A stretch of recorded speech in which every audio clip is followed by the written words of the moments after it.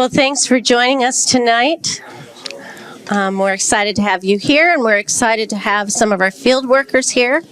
If you don't know me, I'm Jan Ketty. I work in the mission department here at Elmbrook, and one of my responsibilities has been mobilizing the next generation as far as young people going to the mission field. And so I've done a lot of reading in this area and work with a lot of young people. It's the sweet spot of my job, the part I've loved so much in working with young people. So I was glad to be asked to moderate this seminar tonight. Hopefully we can learn a lot about the way different ministries are approaching the younger generation. We're hearing a lot of good things, and we'll be excited for you to go away with a chance for you to learn how to interact with the people in your life from that generation that cross your paths. So I'm going to start with Kim and Phil at the end and ask them to tell us how you currently serve the next generation. That's it. Rock, paper, scissors? So I'm Phil Shank. This is my wife, Kim, and we are from the Westbrook days. That's the church that we came out of. We founded C2K Ministries about 16 years ago, and with the premise of working with youth. That started in the Lake Country area, and then about 12 years ago, that ended us up in Mound Bayou, Mississippi, which is the oldest all-black community founded by ex-slaves in 1887, and it's an extremely rural area. We are about 2 hours removed from Starbucks, Target, all of that. So pretty impoverished area, a lot of poverty. And so the main thing that our ministry strives to do is to develop programs to help students specifically fight intergenerational poverty. And so that's what we're doing. Right now we have a holistic after school program that started serving about 7 students in our town. And then that has now ballooned to, we're serving, I think we have 32 students, but we're now serving the whole county. So it's kind of ballooned up. It's been a joy to be able to work with kids, not only academically, but socially and spiritually as well. Yes, and this isn't, your ministry is your ministry. You also have jobs that you're involved in. And so tell us a little bit about what you do to earn a living that allows you to do this. Yeah, sure. I do web design and graphic design, and I've been doing that for quite some time. And Kim works for Tommy Hilfiger. So when she's up here, she has an opportunity to work with one of the stores up here, which is awesome because we get great discounts on clothes. So. That's great. All right, Sean, tell us about your ministry that you're involved in. Hi, everybody. I'm on staff with InterVarsity Christian Fellowship, so campus ministry to college students. And maybe some distinctive things about InterVarsity are an emphasis on student-led small group Bible studies that usually study scripture just passage by passage throughout a book of the Bible. Yeah, and so I live in Eau Claire, Wisconsin, and I was on campus serving students directly for 5 or 6 years, but now I'm a staff director overseeing staff that are working at a couple of UW campuses in the area. So my area is like UW River Falls, UW Eau Claire, UW Stout in Menominee, and then UW La Crosse as well. It's a big territory. Yeah. All right. And Doug, tell us about how you're involved in working with the next generation. Sure. Well, first of all, my wife met Jesus through InterVarsity, so thank you. She's back there. Well, not you, but collectively, thank you to InterVarsity.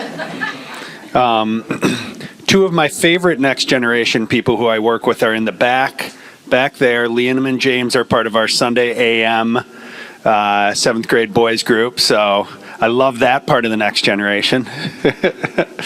But as far as with my work with Christian Medical and Dental Association goes, so CMDA is a nationwide ministry with over 13,000 members. We have 50 different ministries, but a big part of what we do is student ministry. We have over 300 campus chapters at primarily medical and dental schools around the country, and that's actually how Ruth and I met, was in our CMDA chapter at Loyola in Chicago.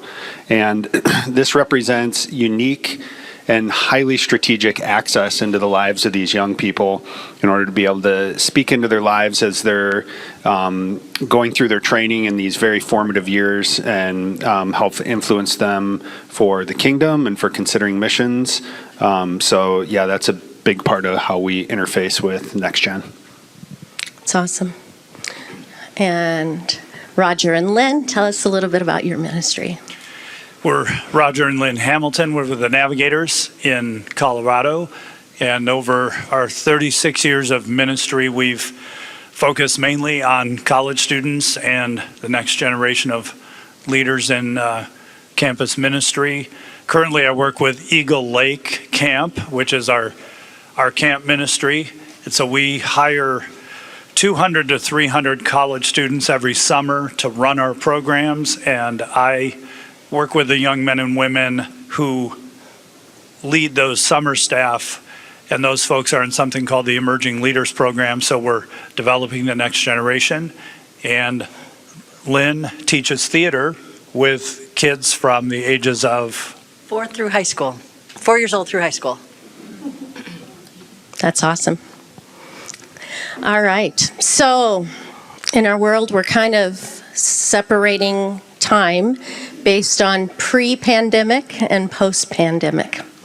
So in the last 5 years, how has your ministry changed? What's the difference from your ministry post-pandemic? Roger, do you want to start with that?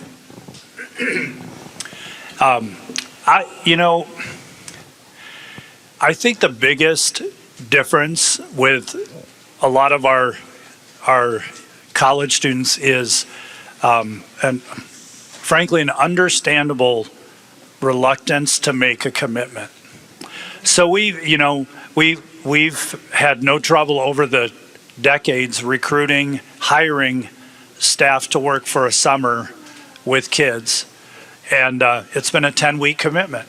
Coming out of COVID, where someone somewhere they would make a commitment and then something would get canceled. And so we found that students were very reluctant to make a 10-week commitment or even a half summer commitment. No thanks, I'll work at home. If something happens, then I'll still be at home. So I think we're coming out of that season where there was an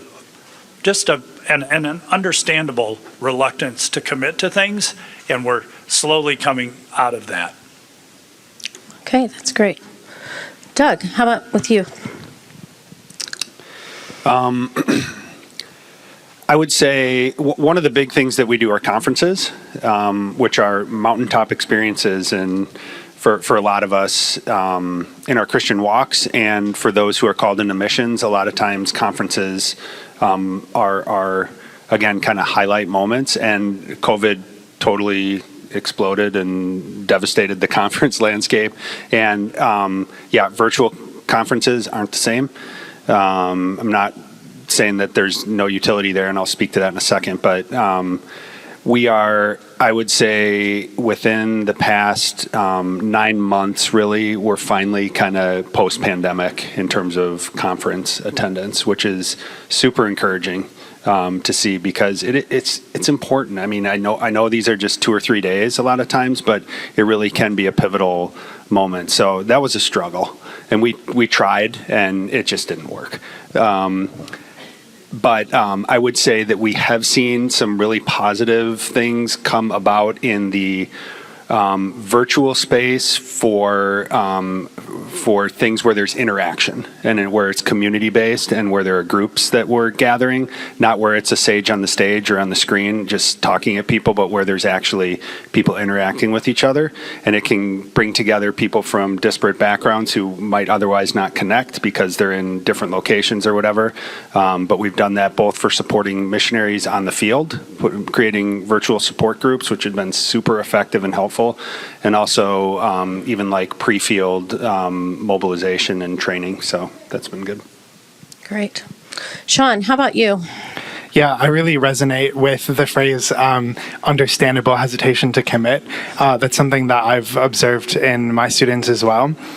And along with that, it even kind of seems crazy for me to say this now because of how different it is, but 5 years ago, we could have a pathway for students that would, for some of them, end in leadership. And sometimes that could easily happen over the course of one academic year, where they get involved with a chapter, they join a small group, they're invited to some kind of curriculum, and then eventually they're invited to become a leader.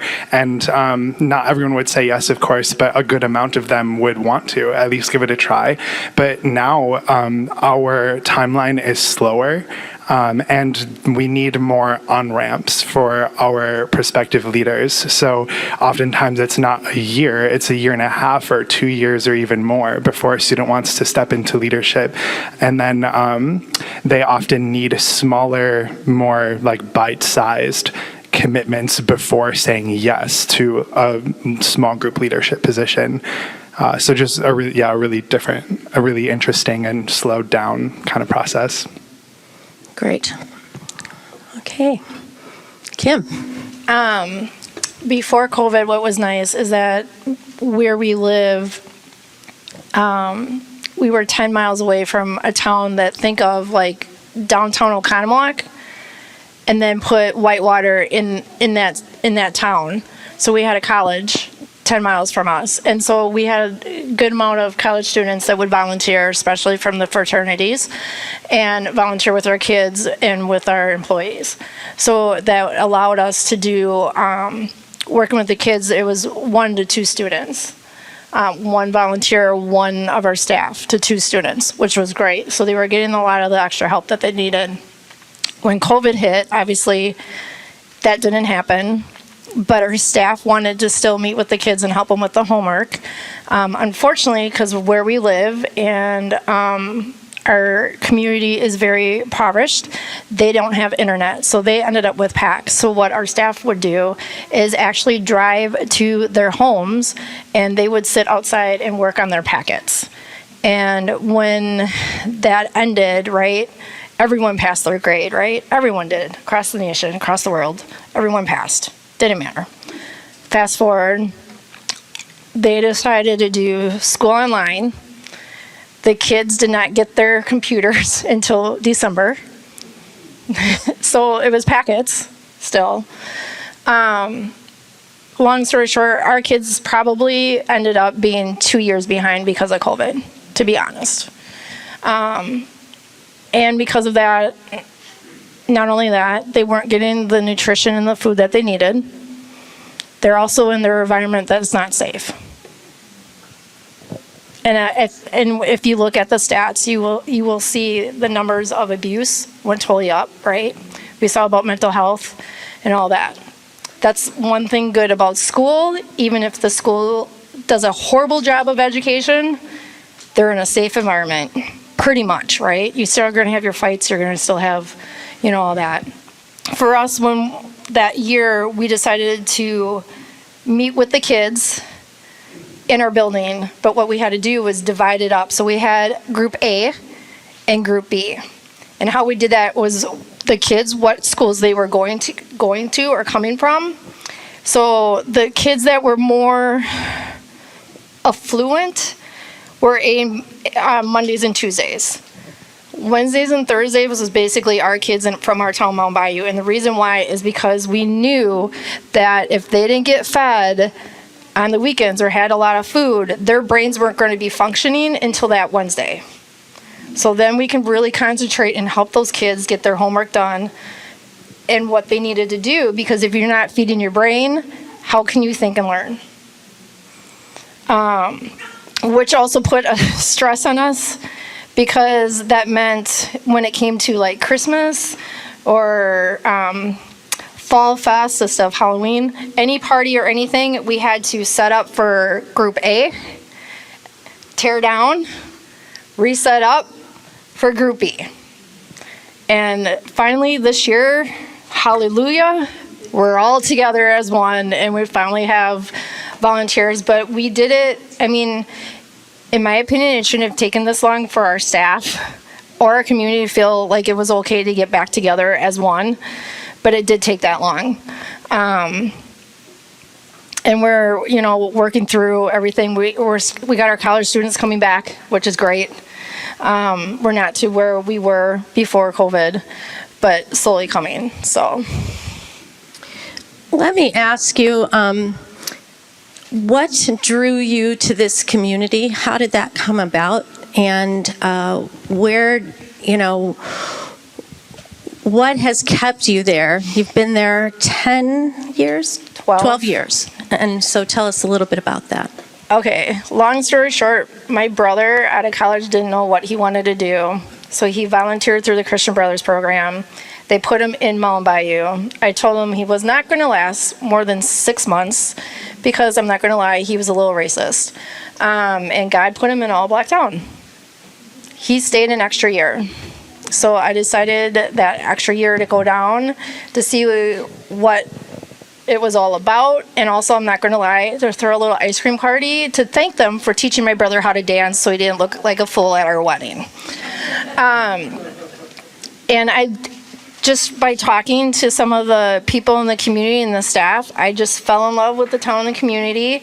Then I decided after their little festival that they had to come down in spring and through Young Life, asked our Young Life director at the time if we could ask for donations for candy and stuff. And I brought all the stuff that you would need to put Easter baskets together so the kids in the community could have an Easter basket.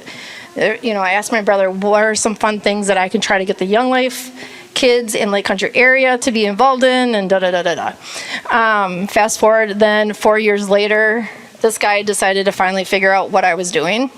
And then after that, we started bringing some Westbrook kids. I see the Myers back there, so their daughter, Allie, was part of our first group that came down during spring break. And then, needless to say, 12 years later, we moved, packed up everything and moved. Amazing. I know that we're considering hopefully doing something with your ministry this year as a short-term team. So if this pings at your heartstrings, you might want to talk to Kim and Phil a little bit more after this seminar. Sean, you were an InterVarsity participant when you were in college, right? So how is your ministry to the students different from when you were in college? Yeah, it's pretty vastly different in some ways. If you were to just go visit a chapter, a lot of things would feel the same. You have a community of Christian and sometimes non-Christian students gathering for worship or prayer or something like that. But when I was a student, a lot of times we would find relationships in the dorms. And in most UW schools, freshmen were often required to live in the dorms, sometimes even sophomores required to live in the dorms.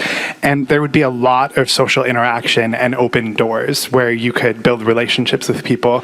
And I've heard from talking to people who are older than me that it was like that, but even more so. So even by my time, it was a little bit more antisocial in the dorms. But now, for the schools that I supervise, the dorms are not a place where students find relationships or community. Most doors are closed.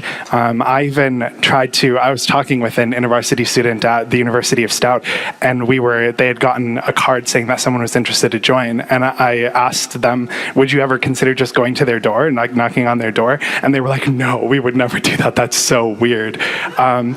And so it's a stunning change. And so the challenge is that the in-person connection is still just as critical as it ever has been for relationships and for things like InterVarsity, but how to get there is harder. and so a lot of what we've been thinking about is where are students finding those places of community if it's not in the dorms. We got to do, as a mission staff, we took a road trip this summer up to visit Sean and the Kellys who are working in Green Bay, some of our field workers that are local to Wisconsin.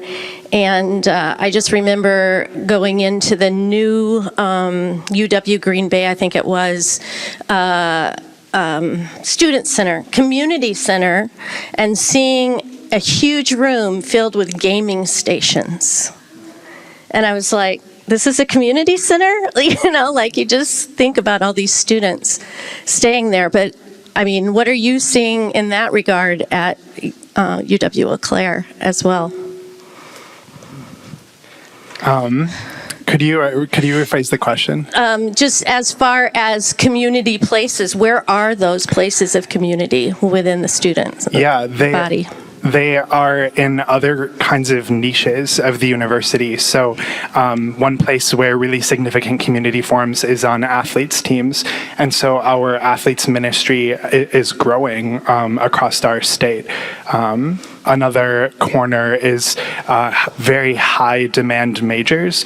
So like the arts, there's starting to be thriving arts ministries because students will spend more time in their arts buildings than in their dorms, unless you're counting sleep, which is hard to beat the time that you spend sleeping. But and then maybe a third is fraternity and sorority ministry. So yet another place where really strong friendships form. And so we have found that places like that in my area and state, they're the places that are growing. Okay, that's really helpful. Doug, tell us a little bit about your journey to the mission field and your mobilization to the field, and how that might be different than how you're mobilizing young people today. So I'd say mobilization journey started in a setting like this. As a kid, at a church mission fest, we'd have missionaries come in and just rubbing shoulders with them, and that kind of captured my imagination as a kid. Thought it was fascinating. Didn't necessarily see myself in that role, but it did resonate, and then during my college years, I was a pre-med student and attended Urbana in large part because I wanted to do a short-term mission trip that summer and kind of wanted to find opportunities, and lo and behold, Urbana happened, and the Lord kind of captured my heart for missions through that. And again, I wasn't sure that was going to be a long-term endeavor, but it certainly was an important step in the journey. And then went to medical school and met a number of folks in our med school class, my wife included, who were inclined towards healthcare missions. One of the guys in our class actually grew up on the mission field as an MK, and so through those years, really felt a refining in my call, and really sensed that coming about again through some conferences and interactions with friends and mentors, and then for Ruth and I, in coming together, our calling was separate, and I think for both of us, one of the criteria of the person we were going to end up with was that they felt called towards missions, and I don't think that influenced my call towards missions. I think the call came first, but Ruth was certainly a positive factor there. But I lived with 7 people during my 3rd and 4th year of med school, and 6 of us wound up as long-term healthcare missionaries. So that it was called the Palace. It was a euphemism for the place that we lived in, but the Palace produced a lot of missionaries. And then, so the difference for healthcare missionaries and a lot of other folks is that you can have, from the time you sense a clear calling, and like you're a legit adult and have a clear calling in a sense that this is what God wants you to do, to the time you're done with your training and actually ready to go, it can be upwards of 10 years. And so that was the case for us. It was like 6 or 7 years between calling and going. And so, and that's part of my job now, is to help continue to put logs on the fire for people, because there are so many off-ramps when you've had that calling that, and sometimes life changes, and so the off-ramp is in obedience to what God has done and a shift, but a lot of times it's not because the calling has changed, it's because the focus has fuzzied and distraction has ensued, and so that's one of the things we certainly work on. I'm under the understanding that becoming a medical professional has quite the price tag to it. And how is that hurdle jumped over by you in your situation, as well as who you're mobilizing today? So the good news is that medical education debt need not have any influence, zero influence on someone going into healthcare missions, and there are two reasons for that. One is a group called MedSend, which was an NGO that actually spawned off of Christian Medical and Dental Association that pays the monthly educational debt for people who are doing long-term healthcare missions. And so there's an application process for it, but even if you have $500,000 in loans, at that's something that's happened in the past, that people had that amount of loan, and MedSend did take that on and was making their monthly payment for as long as they were on the field. So Ruth and I were MedSend grant recipients, and so they were paying our loans, and I think Cody and Marissa are too, who are here. They both had a small amount of educational debt, but now there's something that instead of your tithe dollars are going towards that, your tax dollars are going towards that, and we call it FedSend. And the actual term is the Public Student Loan Forgiveness Program. And so for people who work for at least 10 years for a U.S.-based nonprofit or for the government, so this would include like teachers, librarians, pastors, etc. If you work for at least 10 years, 30 hours a week or more for a 501c3 or the government, and have at that point outstanding or educational debt, they will forgive it tax-free. So there are hoops you have to jump through to get there, but that I've seen upward of $600,000 for a single individual of educational debt discharged through the Public Student Loan Forgiveness Program. So anyone who tells you, oh, I need to wait in order to, go into missions or whatever because of educational debt, please relieve them of that burden. And this goes for teachers, pastors, etc. And as long as you're working full time for a U.S.-based charity. And lawyers. If they're working for a 501c3. Yep. But that can be tricky too. Yeah, my oldest was able to take advantage of that as well, working for legal aid in the state of Washington. So, yep, it's a great thing. Roger and Lynn. Okay, Lynn, you discovered you went to Eau Claire. I did. So you and Sean have connected over your love for Eau Claire, as Yes. well as Kristen, who also goes to Eau Claire. Mine's not on. Oh, it is on. There it is. Yes. And so tell us a little bit about your ministry journey. Sure. And how it's different from what you see for students today. Okay, so my ministry journey, I came to Christ in 1983 at Eau Claire, Wisconsin, through a different organization, Crusade. We have a crusader over here, now called Crew. And so I came to Christ in 83, went on my first overseas mission in 86 to the Middle East, and felt the calling in that year. Knew that that's what the Lord was calling me to was missions. My heart was always overseas missions, and that's what I thought the Lord was going to send me to, and so that was my dream. I was going to go on staff with another organization, and was accepted to go to training, but the Lord, the money didn't come in to go, and a friend of mine said, hey, I'll lend you the money and you can go, and then you can pay me back next year. And I said, no, if God wanted me to go, the money would have come in. So what happened is the day that I would have started training with that organization, I met this man over here, and the Lord then changed our direction and brought me to the Navigators. We started working at the UW campus then. The week after we got married was when we joined staff with the Navigators. Well, we had a honeymoon. It was like right after the honeymoon we came back. In Madison. Yes, in Madison. And so started doing that, did that for many, many years, working with kids. My journey changed because our oldest son became autistic, and we couldn't continue on exactly what we were doing. The plan changed. We had actually gone to Siberia twice, thinking the Lord was calling us to Siberia, because my heart has always been overseas. And when you have a child with autism, you can't live in Siberia. So the Lord had already told us ahead of time that we were not going to be there. We didn't know why. We came home from our second trip knowing God was saying no. And our son had not become disabled yet, so we didn't know that that was going to be the reason. But the Lord brought us back to work in Madison and continued on there. And that happened to be, at the time that he was diagnosed, 3 places in the world where he needed treatment. One was in California, one was in London, and one was in Madison, Wisconsin. So God brought us there. So I have not been in the same role I was then. The Lord has gifted me and given me a passion for evangelism and teaching. And so here I am with a child at home, and I'm like, well, Lord, how am I going to do this? But you find a way. So we were doing 40 hours a week therapy with students on campus. I couldn't do that. I'm sorry.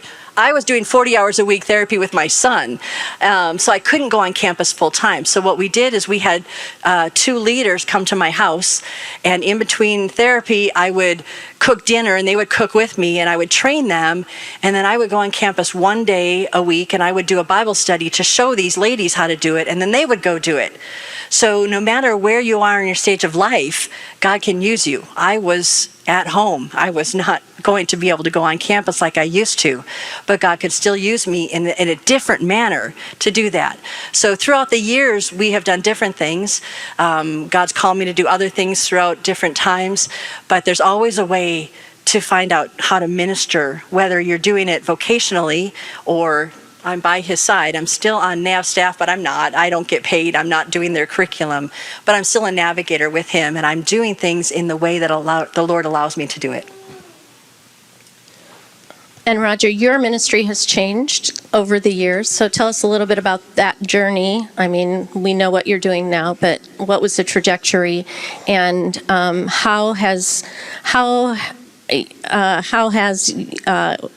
what do you see different about the students than when you were in college? So I was at UW-Madison in the early to mid 80s, and having been part of Elmbrook as a high school kid and part of the high school ministry that Steve Sonderman had going at Brookfield Central, I just learned some wonderful spiritual disciplines and how to live out my faith. And so as a student at Madison, I kind of caught the bug of sharing the gospel with people, having them respond, following them up in their faith, discipling them. And by the time I got to my senior year, I was like, I don't want to do anything else. So I was pretty clear in wanting to go with the Navigators, and Lynn filled you in on that gap. And we've loved working with college students. It's just such a great place a place like Madison. You know, you just have to be solid in your convictions. You can't really be lukewarm. And so working with young men and women, helping them to be certain of their faith, learn how to share their faith and live it out. And then over the years, we just got more involved in training our new staff through a program called EdgeCore, which is a collegiate ministry internship program. And now with Eagle Lake, with the Emerging Leaders program, is a similar thing. But I love what we get to do with young leaders, whether it's just getting in the Bible with them, helping them to know that, as Lynn was saying, you can represent Christ everywhere you go and anywhere you go. And so for some people, they're looking at, maybe I do ministry for a year or two, and then I'll go to grad school or go into my career, or some that choose to do it long-term, stay in ministry. I think the exciting thing is helping them kind of figure out what God's leading them to do. We do a lot of fundraising coaching. One of the things that's the biggest challenge for our young missionaries is raising the financial support. And so we've enjoyed helping our young staff to do that, to trust God in one of the hardest things they get to do. But then if God leads them out of the ministry into the marketplace, they know what it's like when that 23-year-old comes to them with fear and trembling and says, would you be part of my support team? And so there's just great opportunities for all of us to work together in advancing the gospel. That's awesome. Back to Kim and Phil. What current barriers to discipleship are you experiencing in your ministry? I don't know that we're, as we're sitting here, our program continues to roll. I think partially because we've got a really good staff, a really good team, and they, huh? I said Mrs. Joyce. Yeah, and Mrs. Pitts is a retired school teacher of 40 years, and she's a Bible teacher. That woman can keep, I don't know how she does it. Doing youth ministry for as long as we have, trying to keep kids' attention for 5 minutes, 10 minutes is a struggle. That woman can keep the kids' attention for 50 minutes straight. And she's got them reciting Bible verses on the van when I'm driving, and she's like, okay, Ephesians 2:10, who's got it? And they're reciting Bible verses, they're learning, they're growing. I think one of the things when it comes to discipleship that we've tried to be really intentional about is there's an old saying, preach the gospel, and when needed, use words. And so I cannot be taken seriously if I can't feed a kid. And I cannot be taken seriously if, I can't help a kid with some clothing. I can't be taken seriously if they're in a really bad situation and we don't open our door to them and just take them in and have a conversation. The validity of the gospel in a lot of regards when it comes to discipleship, just in the way that we've done it, is just being available, being there for a kid, loving on them when they're in a really bad situation, whatever it might be. And that conversation will happen. A lot of our kids know the Bible story. I mean, we're kind of in this Bible belty area. Everybody professes that they're a Christian, that kind of a thing. It's how do you live it out? And in a lot of cases, our kids just don't have, we've got a 98% fatherless rate. You get what I'm saying? So the male role model in the house isn't, if there is one, isn't maybe always the best.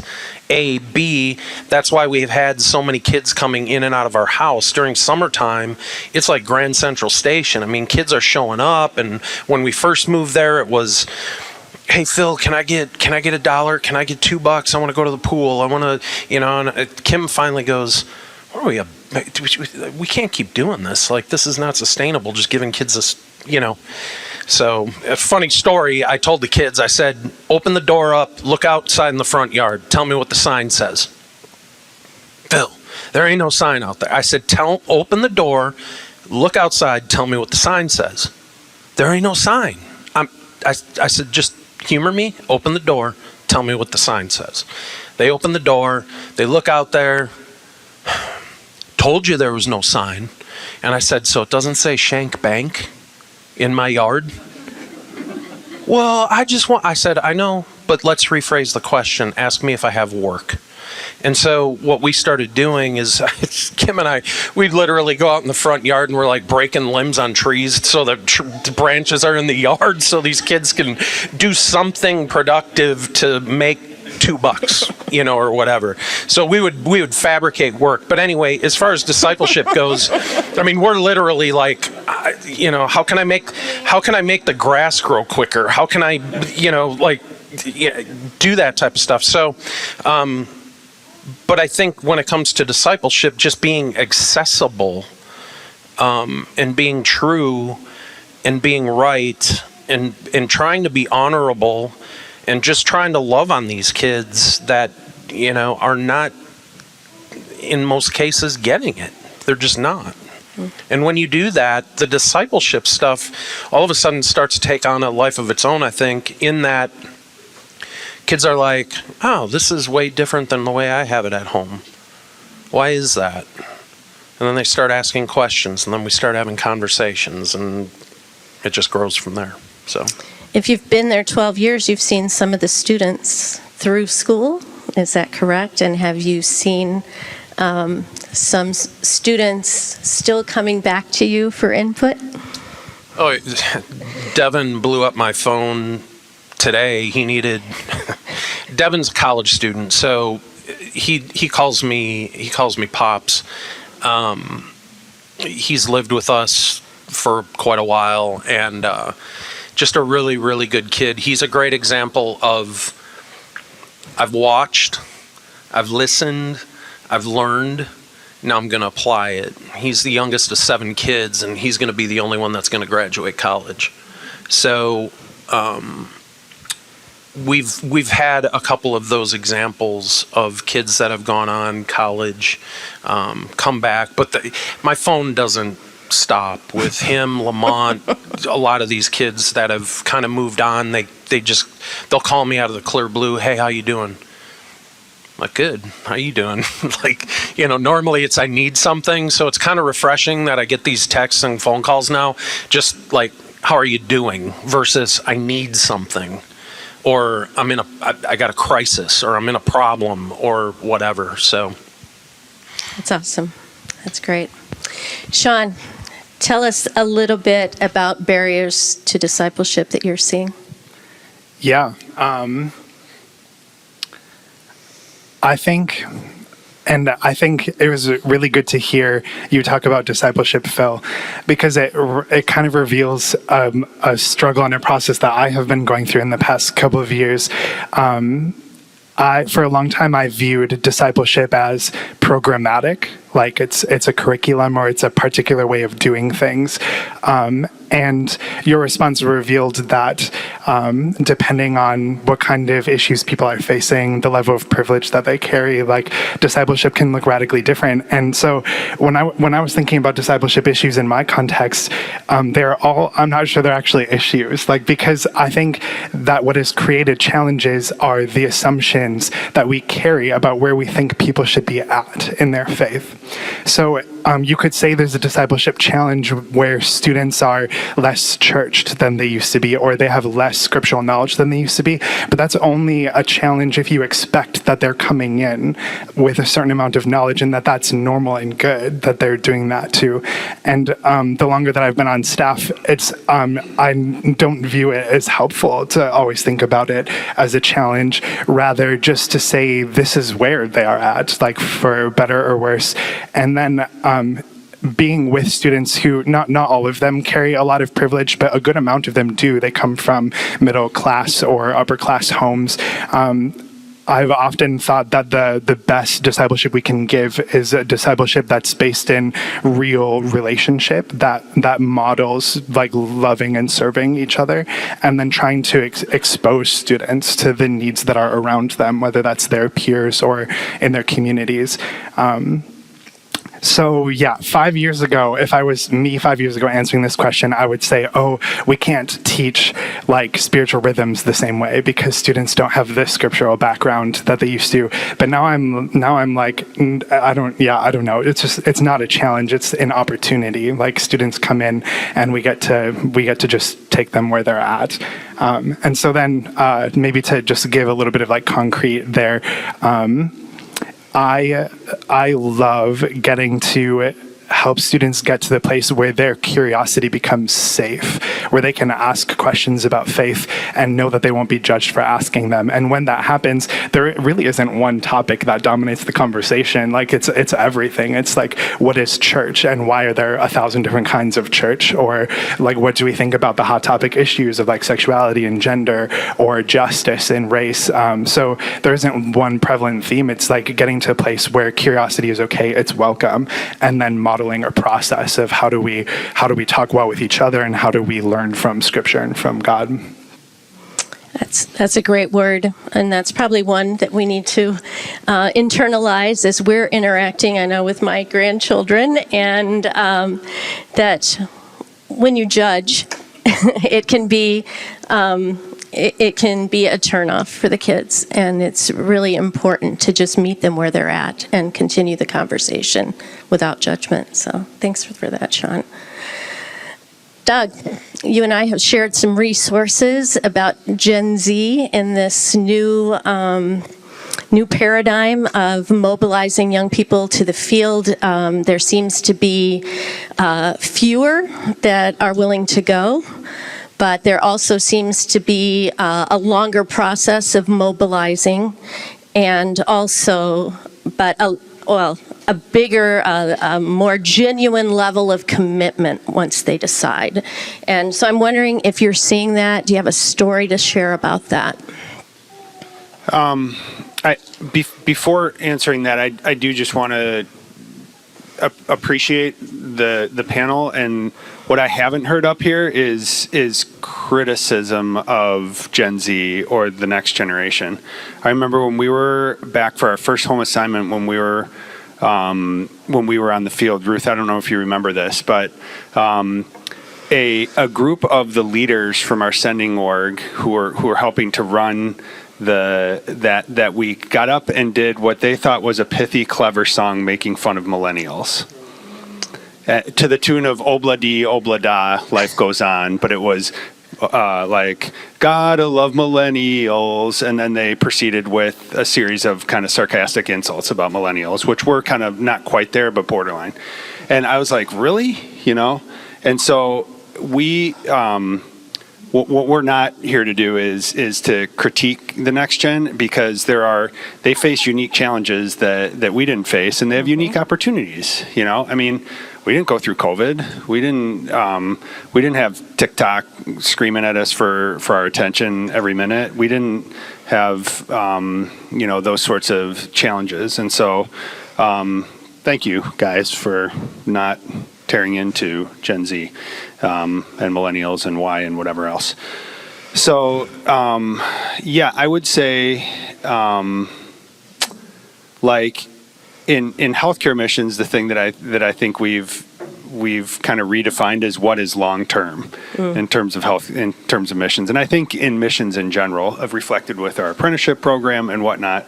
Like, you used to think of long term as people, like the model is like you pack your casket and you go on a boat ride to where you're going to go, and then you come back, you don't come back. But it's a very different world now, and a long-term commitment is like 1 to 2 years, and asking people to commit for like 5 or 10 or a career it's just, sometimes it happens, but it's not realistic. So creating and framing opportunities that acknowledge that reality, and building, short-term, medium-term, longer-term on-ramps, and again, kind of various touch points to help people along that journey, and to and also the one-on-one interactions with seasoned missionaries and people taking interest in them, I think is as important as ever. And again, you can't get that from a podcast or from a TikTok. And it's not that you can't get inspiration from those things, but there's no substitute for mentors and folks coming alongside and relationship and discipleship. So. Great. Roger? The barriers to discipleship? Well, I really appreciate what Sean said. I could not have said it as well as you did, but I think there are opportunities for us to help people where they are, and for someone who appreciates biblical knowledge and is able to lead people that way. I think for both Lynn and me, helping people to understand more of the bigger picture of Scripture has been really helpful, and an opportunity, not a challenge. So thanks for that, Sean. I think one of the things that, like Doug said, having smaller commitments. So our Edge Corps program and our collegiate navigator work is 1 to 2 years. And then we've mirrored that in Eagle Lake with the Emerging Leaders Program, which is 1, 2, or 3 years, but we've made it so that you can do it for 1 year, and then if you want to continue, great. But if you don't, we'll hopefully have trained you and blessed you to go do something else. And so it allows us to have conversations with them about, is this a good fit?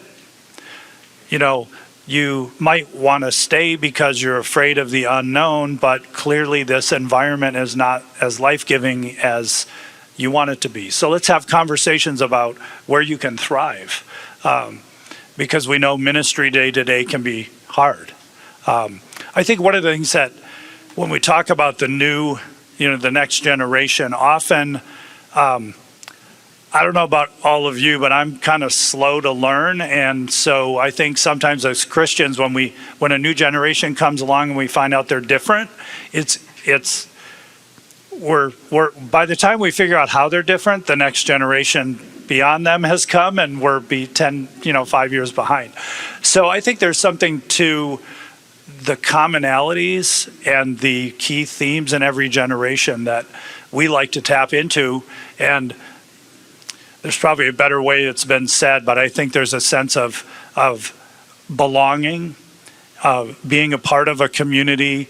There's a sense of being taken seriously. There's the thrill or an adventure that people have. And then college students love to have a cause that's bigger than them. And you see it with a lot of maybe the environmental movement and other things. And so I think we have the most incredible cause ever, the gospel and the Great Commission. I think we have something so compelling in our identity in Christ, and belonging to the family of God. At least in Colorado, we like to tap into the adventure. We have such God-created beauty around us. And so inviting students to, hey, let's go climb a 14er, one of the 14,000-foot peaks, or let's go whitewater rafting, and all these different things you can do. So much discipleship happens walking on a trail. And, hey, tell me about, you said you were reading the Gospel of John. What have you been learning? And so I can't speak for the women, but for men, walking side by side on a trail, or, barreling down some rapids on the Arkansas River, there's just something about those shared experiences and adventure. And so we've appreciated every generation of, let's invite you, let's go rafting, let's climb a 14er, let's go skiing, let's do something. I don't know if that makes sense. Yeah. Would you add anything That's to great. That's exactly. Yeah. We are all the generations have more in common than we realize. We're still humans. We still have the same needs. And so they might have TikTok, and I have no idea how to do that, but we have the same needs. And so, I meet with younger ladies. This one girl, Emily, and she's very different than I am, but we have the same kind of needs. So we can relate. She's 21 years old, and I'm a lot older than that, but we have the same needs. And I think that's something that we often overlook, is that, yes, she's a Gen Z, and I don't know what I am, but I'm a boomer. But we have the same structure. We are made in the image of God, and so we can relate. And so I think sometimes we put barriers up that we can overcome when we realize just how much we do have in common. That's awesome. It's great. So, Gen Z seems to be seeking God again in different ways. I don't know how many of you heard about the awakening at Asbury College that happened in February of 2023. I was just listening to a podcast today by Justin Bierley called The Surprising Rebirth of Belief in God. And that meeting lasted for 2 weeks, having 50,000 people come to this little town in Kentucky to visit the university. And we know over history, the last 500 years, students have really started movements. A lot of our early missionaries were students that bounded together to pray and then God led them to the field. And there seems to be a spread of this to some other colleges as well that's happening. Student ministry in England is experiencing a revival right now. There's an unusual number of people that are being baptized around the world from in Europe, places where we think the gospel is dead, And so even students are buying Bibles and reading it on their own and kind of finding faith on their own. So why do you think Gen Z is primed for seeking God again? What are some of the reasons? Maybe we can start with you, Sean, on this one. I didn't prepare for this question. I think I can start with the what, and then maybe just add a couple of my own thoughts about the why. So according to any polls that I have seen, Gen Z is actually incredibly spiritually curious, but also I think distrustful of institutions and institutionalized religion. And so I think that's the what behind it. But I think maybe the why is that I just have noticed a trend among my Gen Z students where they hunger for a kind of it's not just belonging, but it's belonging with beauty and with some kind of mystic or religious encounter. And so I think things like Asbury are kind of an emblem or a symbol of it's a place where people found this intense kind of belonging. And it was all framed by music, and it was in an encounter of God. And so the why, maybe to go very, very macro, I think our world, or our country turned a corner in how we think about reality, where for a while the prevailing belief was we can figure out the way the world works, we can have absolute certainty, science will tell us how the world works. But there's been a pivot into postmodernism, if you will, where the emphasis isn't on a single overlying truth. It's actually asking, can we know if there is truth? And if there is truth, is it true for everybody or only some of us? And I think somewhere along the line of those kind of questions, I think students are still hungering for what feels true. And they're seeking for experiences that are both very practical in terms of finding a community, but also feel like they unite them with God in some way. I think that's what I would say. Does anyone else want to comment on that? Okay.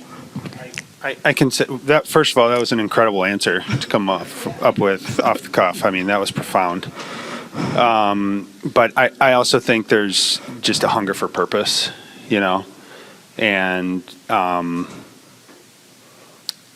finding that in faith, I think is something that we do see. And just the postmodern kind of despair that one can tail into is, our faith is just positioned so well to meet people in that. In terms of how it looks for different people, that's going to vary. But Jesus has been relevant in every age and to every generation, and that's not changing now. Roger. Sometimes I think we can be intimidated as we think about how do we represent Christ and share the gospel with friends, and they can be maybe rightly skeptical or intimidated by institutional religion. One thing that I've seen on a number of our campuses is the Pocket Testament League came out with this little 21-day challenge. I don't know if anybody's seen it. It's 21 days in the Gospel of John. It's just a little booklet, but it's 21 readings, but they're the chapters in the Gospel of John. And the idea is for 50 cents a booklet. Our campuses in Nashville did this where the NAV started it at Penn State. Again, it's the Pocket Testament League. But in Nashville, they just said, hey, for you, take a handful of these and pray about who you could approach and say, hey, you want to just read this booklet for the next 21 days and then we'll meet at the end and you can tell me what you think. And so those not pressure-filled, intimidating gospel mugging missions that we sometimes do in campus ministry of meet somebody in the student union you don't know and share the bridge of the 4 laws with them. But just, somebody sitting next to you in the geology class and you just say, hey, would you be willing to read this? And let's talk about it. And so to hear the stories of lives being changed and students being excited to share the gospel just because of a little not intimidating pamphlet, instead of, go find a Bible and find the Gospel of John and read it. It's just repackaged, retools. And that's been effective. So That's awesome. So now we're down to the practical steps. Any practical steps or tips that you can share with the congregation to disciple and mobilize the next generation in their sphere of influence? I had to eradicate back in the day from my vocabulary. It's not appreciated.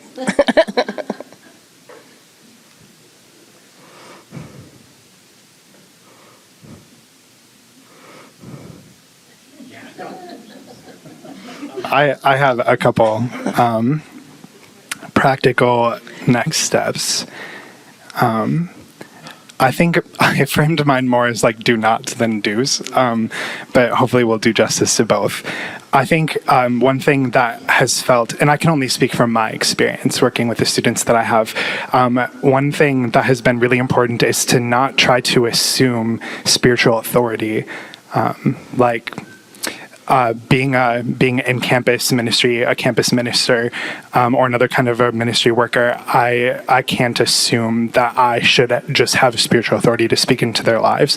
And when I say that, there's a part of me that's like, was that ever a good assumption? But I think the point that I'm trying to make is the need for building trust and credibility and not just assuming that it's there.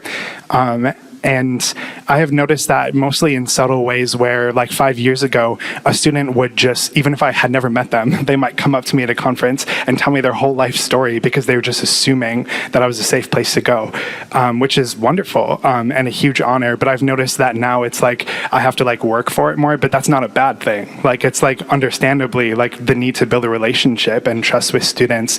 And so I've just found it helpful not to like to check my own like maybe entitlement out the door when I work with students. And I think the second thing that has helped me a lot is to not assume that a person that I'm talking to, a Gen Z person, for example, that they have the same values and understanding that will inevitably lead them to the same place that I have arrived in my understanding. There are so many ways that social and cultural norms are changing for, at least like for middle class, largely white students. And so I can't, when I'm talking with a student, I just can't assume that they will even start from the same place as I will. And to just give like a very practical example of that, a lot of my students, they have different norms around who they choose as their roommates. So it's becoming more and more common for there to be mixed gender roommates. And at least where I come from, that's in most Christian circles, that would be taboo. And like you try to only have like same gender roommates because that just precludes a whole bunch of potential issues. But a lot of my students don't think like that. They think in terms of practical things like money and having people that they trust, that they can live by. And so if I head in with like a certain set of biases that's like already saying you have made an unwise or a bad decision, that actually ends the conversation rather than begins a conversation. If that makes sense to say, and you can apply that to many, many different things, many different topics. And so I would say those are the two do nots. Do not assume spiritual authority. Do not assume the same values and understanding. And I would say lead always with the intent to build trust and to listen well.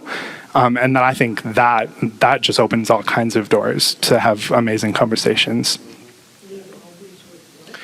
I'll say curiosity and humility, a desire to hear and listen. Those are great, Sean. Anyone else? With that question right away, I went to one of my favorite Bible verses that I live by. This is kind of like my life verse that I try to live by. It's Ephesians 2:8. We love you so much. Oh, Thessalonians, thanks. I can't see. We love you so much that we share with you not only God's good news, but our lives too. For someone who's a survivor of abuse, I totally, in my heart, believe actions speak louder than words.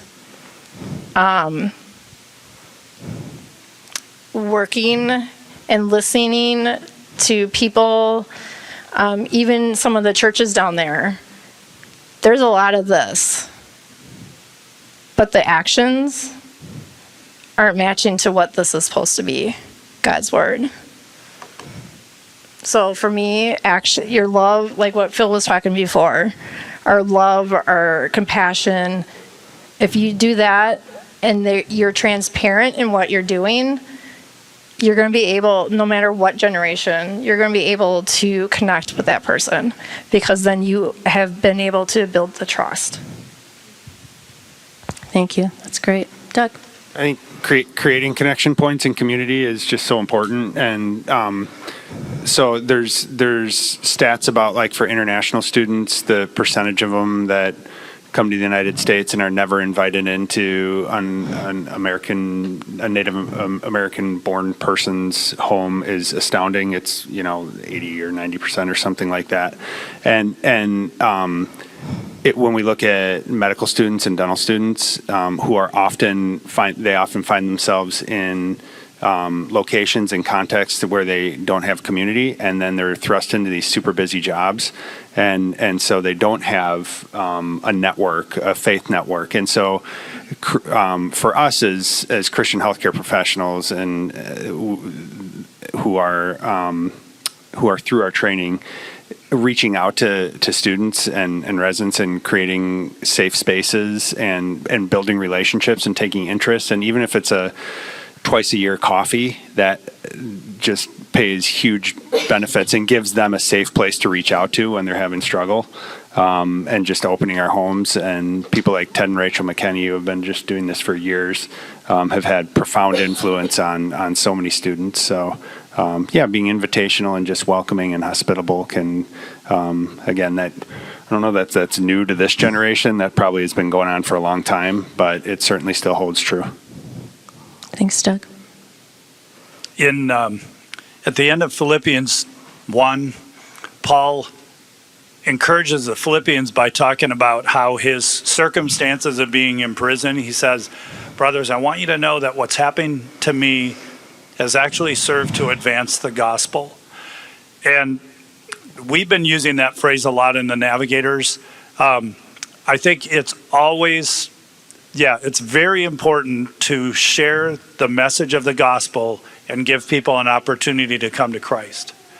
So what I'm about to say, don't hear me say in place of. But what's been helpful for our younger staff and our students is to think about, am I helping to advance the gospel, or am I just thinking about sharing the gospel? And it gives us the freedom and takes the pressure off of I got to figure out how to share the bridge of the four laws. All wonderful, good things, but how is my relationship with this person? I got them books, I got them food, I got something, and trusting God that our actions and our words are advancing the gospel. And I think that language kind of takes the pressure off. It's not, God is not wringing his hands waiting for me to present the gospel. He's going to use me hopefully to do that. But can our words, our actions, our interactions with people, the trust that we develop, all those things, can they advance the gospel? And can I say at the end of the day, okay, the gospel advanced in this relationship, in this dorm, in this part of campus, and trust God that tomorrow's another day, and I don't have to feel this pressure to perform and present and confront, maybe in the same way that doesn't feel as natural, feels a little more forced. I don't know if that makes sense. Yeah, that makes sense. Great. All right. We probably have time for a couple of questions. Is there anyone that would like to ask a question? Thanks, Kim. Yeah, I wanted to know what verse you just read from. Thessalonians Oh, 1 Thessalonians 2:8. 2:8. Okay, thank you. Hey, where's the room?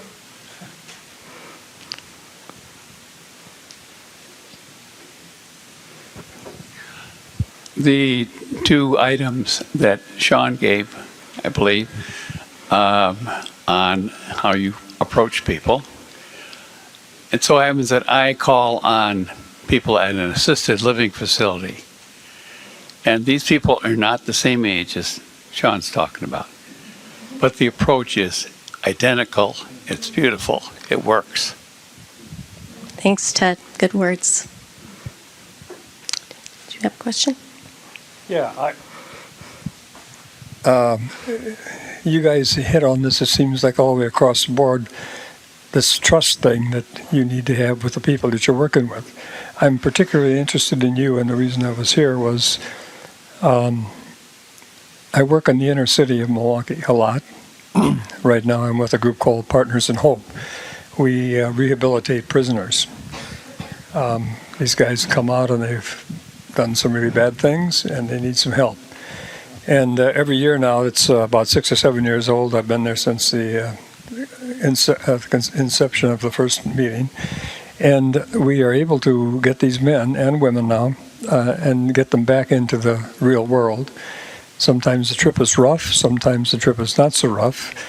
We get them connected with their families often and some things like this. But my concern is I'm missing something. I would like to have that man that came out, the last guy that I'm working with has spent 40 years in prison. And he had it coming. He didn't say he didn't or anything like this, but his getting him used to this world is like, what do I do with, how do I, everything. And it's fun because I told him, I laughingly said, I feel a little bit like I'm hanging out with a 4-year-old the first time you see anything, But he's a good man and he'll be okay. We'll get him going. I'd like to get some of these guys when they're this high so that I don't have to see them when they're this age after spending 40 years in prison. You guys seem to have been working with a community. Are you doing this like yourself, or have you got an organization of some sort, or? Oh, I don't either. Well, as far as the organization goes, it's the ministry that we founded, C2K Ministries. So, and the other thing too that for every story that we tell about, Devin going to college, I can equally share other stories to where some of the boys that I've had influence in and others have had influence in didn't decide to listen, follow, go along, shot someone, and they're in prison. So, those are, I'm not going to say few and far between, but they're less than the other side. And I think our job anyway, in our context and what we're doing, is to present an alternate, I heard the word reality, to what it is, to how they're living, and allow them to choose. And should they decide to choose, then maybe, just maybe, they don't end up. One of the things with southern states, that one of the reasons why we do what we do currently, specifically with kids, is Mississippi, Arkansas, Alabama, and Louisiana use K through 4 test results to determine how many future prisons they're going to build. And when I heard that, I was like, this can't be. And then I looked it up, and sure enough, there it is. And I'm like, if we can figure that out and we can use data for that, why can't we use the data for something on the positive side, and change it the other way? It just makes no sense. And so that's why we're, you asked the question about why do we stay? Well, we're pretty passionate about what we're doing, and we're pretty passionate about being a voice for sometimes the voiceless and people that, maybe others don't see. And that one student, if we can keep him out, and he can go on and he can break cycles of intergenerational poverty, the ripple effect from that throughout the course of his life with his kids and their grandkids and so on could be huge. It starts to really change. And you then get to see that difference, So. Are you able to interest people in mentoring some of these kids? A long time ago, when I first started to get into this, we had a minister pastor came here and the men's meeting said, our boys need mentors because they're Yeah. Our boys. Oh, you turn him off. He's got it. He's got it. You got it. Our boy, oh, I see. Yeah, our there boy, you go. He said our boys need mentors. Sure. And they don't care what color you are. Right. And my guys who were sitting in his meeting when we got to our next Bible study, they said, he's a reverse racist. And I said, no, he hit it on the head. And then like a fool, I prayed to God about it. And sure enough, I got a kid that was in big trouble. And his family was the worst thing he ever saw. And I'm still hanging out with him at times. He's 20 years old now. He was 9 when I picked him up. Yeah. And his family in the inner city where he came from finally was a real education to me. But I found out, you know what, we're all just people. And somebody said we're all interested in the same thing. Sure. And if we can't get it, then we sometimes react differently.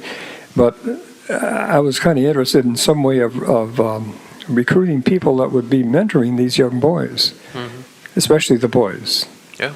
Do you do that? Or? Yeah. Well, and one of the opportunities for that around here would be with our James Place Ministries in the Milwaukee Public Schools of Obama and Washington High School. So you can look into that, talk to Jake or anybody on the mission staff to get involved there. I'm looking for somebody who says, I'm going to